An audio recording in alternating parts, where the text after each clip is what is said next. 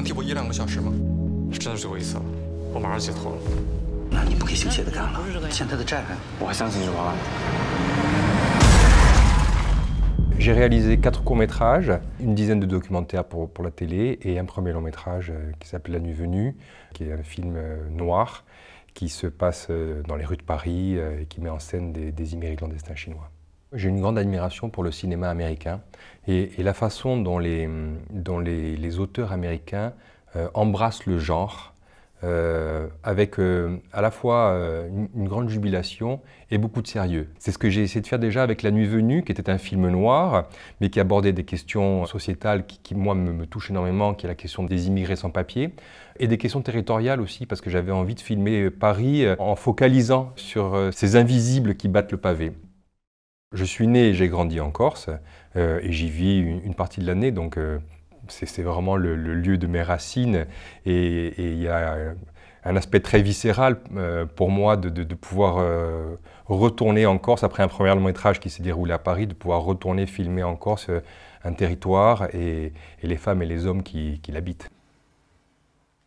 C'est l'histoire d'un des derniers bergers du littoral en Corse qui reçoit la visite de la pègre parce que ses chèvres paissent à un endroit où pourrait être construit golf, hôtel de luxe, complexe de villas, et il en tue un des émissaires et prend la fuite à travers la Corse. En parallèle de cette fuite, sa nièce décide de créer une légende autour de ce personnage pour essayer d'avoir une forme de soulèvement populaire, ou en tout cas d'accompagnement populaire pour essayer de créer une réaction politique à ce qui est en train de se dérouler. Alors il y a 2 personnages principaux dans le film, le personnage de Joseph, qui est un berger, qui est issu d'un monde archaïque quelque part, d'un monde initial. Il laisse ce territoire. Et quand il dit non à la proposition qui lui est faite, il dit non parce qu'il ne peut pas vivre ailleurs. Et il agit comme il lui semble juste d'agir en fait. Il est acculé en fait comme une bête traquée. Vanina, elle, apporte un point de vue beaucoup plus réflexif. Elle a le verbe et elle a une réflexion politique. Elle est capable de donner du sens à un fait divers quelque part. Et elle essaye même d'aller plus loin que de donner du sens. Elle essaie d'en créer une fable.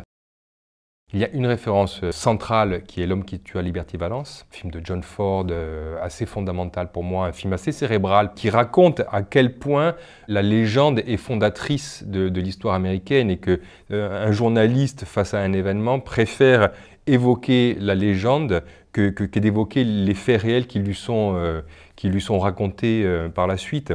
C'est en ça que la démarche de Vanina m'intéresse, c'est qu'elle essaie de créer une contre-légende en fait, pour tâcher d'agréger autour d'elle des consciences et une jeunesse en fait. Elle voudrait une forme de soulèvement. Le rôle féminin n'est pas encore déterminé, mais pour incarner Joseph, c'est Alexis Mananti qui interprétera ce rôle de berger. Il y a une époque où ce film était un court-métrage. J'avais voulu faire des essais avec lui, sachant qu'il est d'origine corse par son père, et j'avais été très impressionné. Il y a une sorte de lenteur paysanne, mélangée avec une profonde modernité, parce que c'est un jeune homme d'aujourd'hui. Et j'avais été très impressionné par sa proposition, par sa présence, par sa gestuelle, par sa façon de formuler les mots que j'avais écrits. Et voilà, donc j'ai été très heureux qu'il accepte d'interpréter ce rôle. On en a là. 这不很正常吗？ Je suis très heureux que le compagnonnage avec Rhône se poursuive. Ça sera une collaboration un petit peu différente dans la mesure où dans La Nuit Venue, la musique était vraiment un 3e personnage complètement organique dans le film. Là, il s'agira pour lui de proposer des thèmes qui soient déjà propres au genre. On a pensé à certaines scènes et à une façon de poser une musique plutôt atonale, assez loin de la musique mélodique à laquelle il nous a habitués, pour comment dire, accentuer la tension, la moiteur qui peut régner à certains moments du film. La façon dont j'ai été reçu par le jury de la Fondation Ghan était extraordinaire parce que je n'avais pas l'impression de passer une épreuve, j'avais l'impression d'être avec des professionnels de cinéma et de vivre une conversation de cinéma avec eux autour de mon projet. Et le fait d'avoir obtenu le soutien de la Fondation Ghan, c'est une validation très importante pour moi, pour le projet, pour la production.